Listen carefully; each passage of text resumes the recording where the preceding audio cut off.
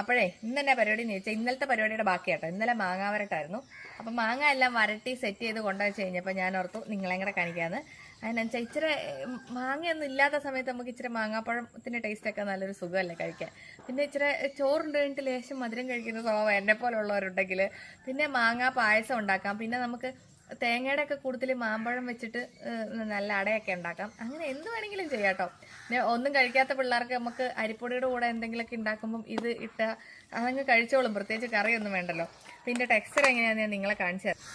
ഇതിങ്ങോട്ട് തുറക്കുമ്പോൾ ഒരു സ്മെല്ല് വരും. ഇത് കണ്ടോ, എന്താ സുഖം എന്നറിയോ. ഇതിൻ്റെ ടെക്സ്ചർ എങ്ങനെയാണെന്ന് ഞാൻ കാണിച്ചു തരാം. ഇങ്ങനെ ഇങ്ങോട്ട് തോണ്ടിയെടുക്കുക.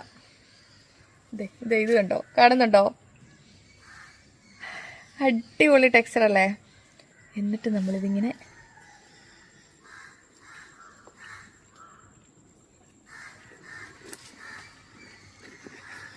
ഇതെന്തായാലും ആർക്കും ഇഷ്ടപ്പെടാതിരിക്കില്ല മാങ്ങാവരട്ടി.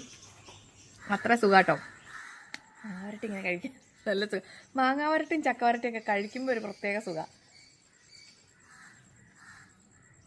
അട ഉണ്ടാക്കാം, പായസം ഉണ്ടാക്കാം.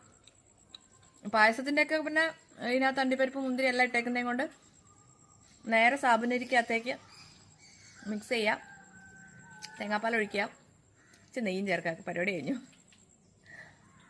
മധുരം വേണ്ടവർക്കും മധുരവും ചേർക്കാതെ. ഇതിന് ആവശ്യത്തിന് മധുരം ഉണ്ട്. എന്നാലും കഥ പറഞ്ഞുകൊണ്ട് ഇപ്പം നിൽക്കും.